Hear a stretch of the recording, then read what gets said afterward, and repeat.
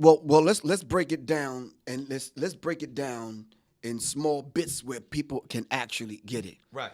Like a lot of people that are coming into consciousness, where they are right now. I sat at the elders of the Dr. Benz and the John Henry Clarks and the Professor Jeffries, Professor Smalls, Shashi McIntyre, and a few other people I could mention. Now, I'm there, physically there, Right. not YouTubing it. There was no YouTube back then. Yeah. You had to physically go there, write the notes, Yeah, study. and maybe get a VHS tape or something Right, like and that. if you had 5 of them in your, Yeah. you was making a whole lot of noise on the train, I'm saying. Right. All right, so to my understanding, now I want to thank Khalid El Hakim from the Black History 101 Mobile Museum.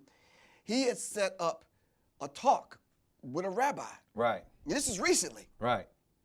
So, and I'm in front of a room full of Jewish people. Right. And I'm asking basic questions, and maybe you can help me out. Right.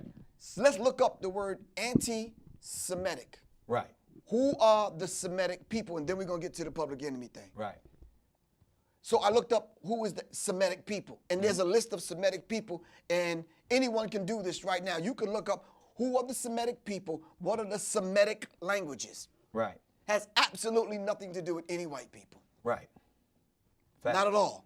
So in order for me to be anti-Semitic, I'd have to be anti-black man, anti-black woman, anti-black people, anti-Africa, anti-all of the people. Because the Semitic people are black people. So y'all get that clarity. We're going to say that again. Now, the Semitic people are black people. So I cannot be anti-Semitic. Now, what do they really use the phrase anti-Semitic to do? That's the thing. To divide us. Right. So they put this title on you, anti-Semitic, and then they neutralize you, Right. separated me from the group, Right. say he's a Jew hater, he hate white people, he hate gay people, he hate all white people with freckles and red hair, whatever. Right. And they put that on me, which I never said these things. Right. You understand what I'm saying? I just ran down the history given to me by my elders. And anybody could read this for themselves. Right. So it ain't a Professor Griff hating people thing. Me and Chuck, we did all the interviews. Right. We sat down, we went to D.C., we were doing the interview that day, and it wasn't even my interview. Right. Chuck's interview, he didn't want to do it. Right. So I sat down with him. Now, mind you, I'm the Minister of Information. Right. I got 2 suitcases now. Right. I used to carry with 2 suitcases full of books. Right. Right. And so I laid them all out on the table. So when I went into the interview, I was ready. Right. First question he asked is Just like this, how we just got to lay it exactly, out. exactly. Who controls the music industry? Mm. Well, what more am I supposed to say? You understand? I laid out the names, Yeah. the people, the organizations they belong to.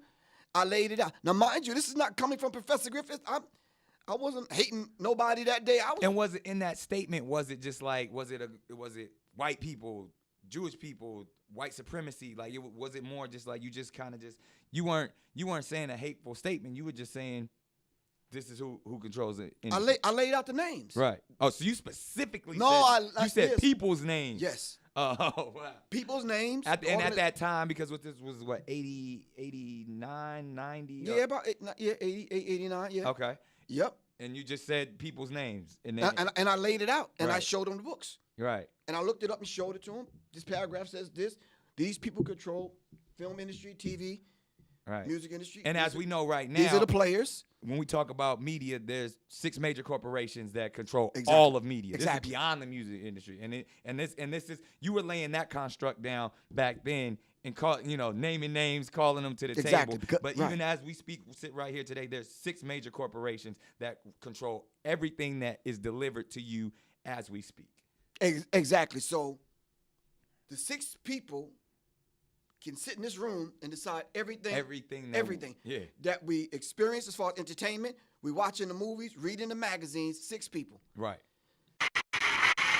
I laid that out. It wasn't a Jewish conversation. Right. It was about the music industry. The first 20 minutes of the conversation, we was laughing, joking, dapping each other up, Right. talking. Right. His girlfriend walked in. We were talking about David Mills now. Right. Who dropped dead on a movie set. Right. His girlfriend walks in, and his girlfriend's white and Jewish. Well, I'm from Roseville, Long Island. We don't have no experience with white people like that. So I'm like, except for Howard Stern. exactly right. Exactly. So when she came and sat down, the complexion of the conversation changed.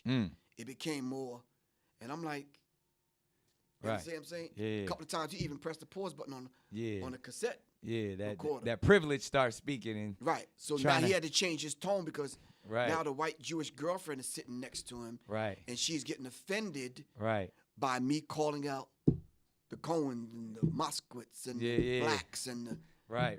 And I'm like, okay, but still no hatred involved. I'm just laying the history out. Yeah, we're just speaking facts. When I finished the interview, he admitted and said to himself, you know something, this is the kind of stuff that can get you in a lot of trouble.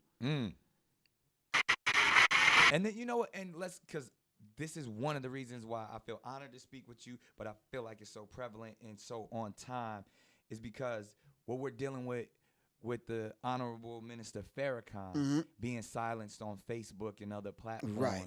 Neutralized. Neutralized. Right. Which COINTELPRO is still active to this Exactly. day. And COINTELPRO, for the young people that don't know, the counterintelligence program. And when you say counter, it's like because we have so much intelligence and information, they want to counter that by destroying us, by neutralizing us, by silencing us.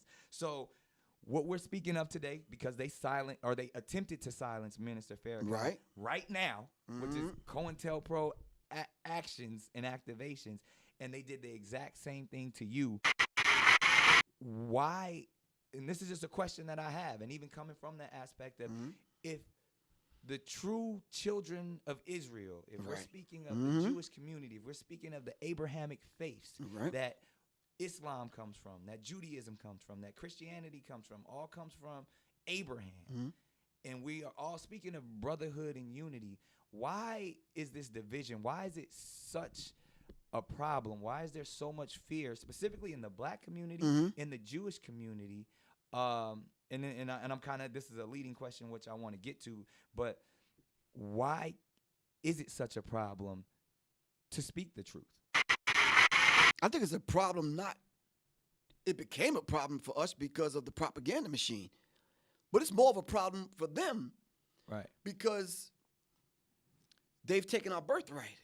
Right. They don't want us to be them. Not deeper than that. They don't want us to be us. They don't want you wrapping your head. They don't want. Wow. Nah, they don't want. Now because you recognize. Right. And now they identified you. Oh man, Nick knows. Right. Who he is, and then now the flip side of that, you know who they are. Who are they? When we speak of, because this is where it truly is, and when we talk about those the six corporations, when we go as deep as the Rothschilds, centralized banking, those the 13 families, the bloodlines that control everything, even outside of America. When we talk about the people who, if we were truly the children of Israel, and we're defining who the Jewish people are, because I feel like if we actually can understand that construct, then we can see that there is no hate involved. When we talk about the lies, the deceit, how the fake dollar controls all of this, then maybe we can get to the reason why they wanted to silence you, why they wanted to silence Minister Farrakhan, and they want to throw that we are having hate speech when it's never hate speech, when it's not. You can't be anti-Semitic when we are the Semitic people, when we are the same people that who they want to be. That's our birthright. That's our birthright.